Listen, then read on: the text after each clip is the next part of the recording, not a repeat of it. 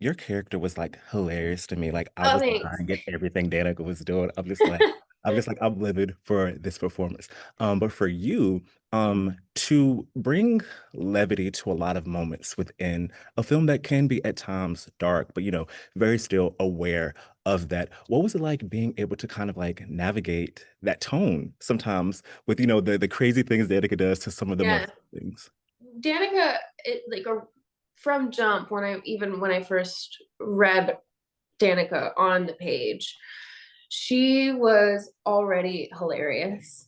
And nobody, sorry, my dog has heard something and he is on alert. But she was already hilarious. I was, kicking my feet, giggling, sliding down the wall, like ready. I was just antsy. I was already so ready to play her and to play around.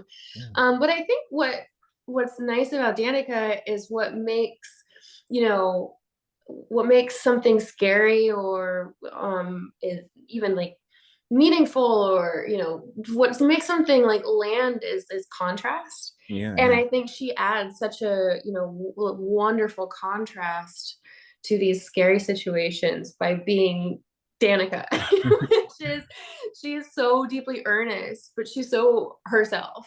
Hmm. And she's in these terrifying situations, but she is just still, she will always be this bubbly, spiky, earnest, like quirky girl. Yeah. And I think it gave such nice texture. Hmm.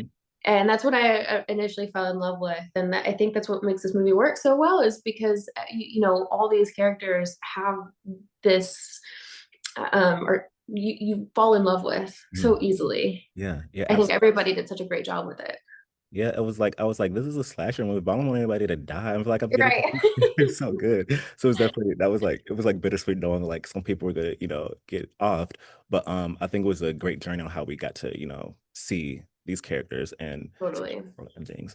And I think it's pretty coincidental, a little bit ironic that, you are having a role in this franchise and a long-running franchise that happens to be set in North Carolina, and you're I beginning to know. rap. Now you're rapping a show I that, know. of course, is set in North Carolina.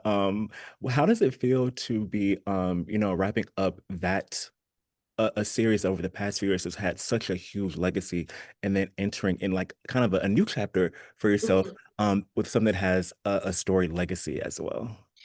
It's so funny. I mean, we're here right now, and we're filming, and it is bittersweet. It's a little bit more sweet than bitter, but it's so funny. It's like to be a part of, one legacy film that's obviously just stood the test of time, and like everybody still loves. It's so iconic, and then another one, or another project, not film, but like that is kind of legacy in its own right.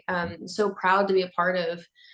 And it's first of all, I can't get away from this state, but second of all, I'm very proud. Yeah. It's very very cool to be a part of two things that are so deeply loved, and I'm grateful that they would both have me. Yeah, yeah. As a North Carolina native, I love the North Carolina representation. Wait, where are you from? I'm from Roxborough, which is kind of like in the Raleigh-Durham area. Okay, okay. I went to school in UNC Chapel Hill, lived in Charlotte, so like North Carolina.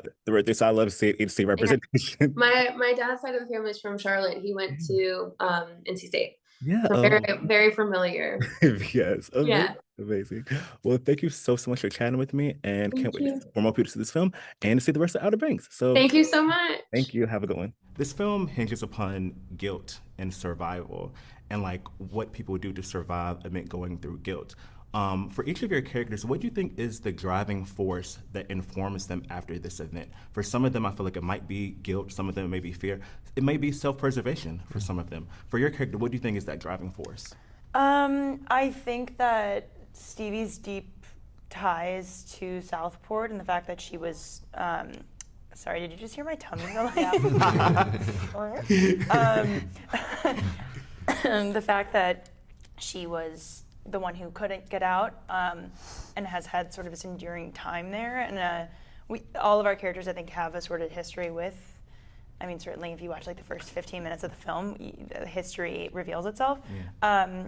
But I think her ties and the feeling of being trapped in Southport have motivated a lot of her actions throughout this film. I think Ava's motivation lies in like a deep sense of shame. I think she is someone who's seen herself as kind of this morally pure and good person with this kind of problemless upbringing, and when this happens, I think there's like a lot of self-hate and a lot of shame that drives her forward, and also this like feeling of love towards this friend group and towards these people tied to this place that is so nostalgic for her, like trying to get that back, trying to retrieve that sense of like love is something she's chasing after. Yeah, thank you for this question. I think that's what drew me to this film, is like all these characters are so, they have deep depth. And I always say as humans, we're mosaics. We are an accumulation of our experiences, and we're a product of the nature and nurturing that we've witnessed. And I think Teddy is a product of his father, and I think he fears like his take on things, and he just wants to make his dad proud. And his entire life, he has just been letting him down, and I think that drives a lot of the way he responds to traumatic situations. And he's witnessed his father react to things, and he just, once you're taught a certain way, that to keep the friend group alive and the business going, he just put things under the rug. And it's not a bad person, can't judge Teddy, but he's just reacting how he was taught. Yeah, I think Milo thinks of himself as being quite upstanding and quite a good person, and so then when this thing happens, I think it's very painful for him, and he doesn't really know how to deal with it. And so I think he tries to be a pragmatist, and he tries to be rational. I think he sees the situation for what it is. He sees the guilt as being quite I guess really being sinister and sort of eating people from the inside out. Like he's seeing this person that he really likes and the shame and what it's doing and eating away at her. So I think he tries to set himself this other mentality. I think he's someone that tries to sort of write his narrative himself and tries to be kind of positive about it and pragmatic, but ultimately it's still there and the pain is still there and it's not leaving him. So I think it's a constant push and pull with those two. Well, thank you so much for Thank chatting with me. you. I can't wait for more people to see this film. Enjoy the rest of your day. Thank you so much.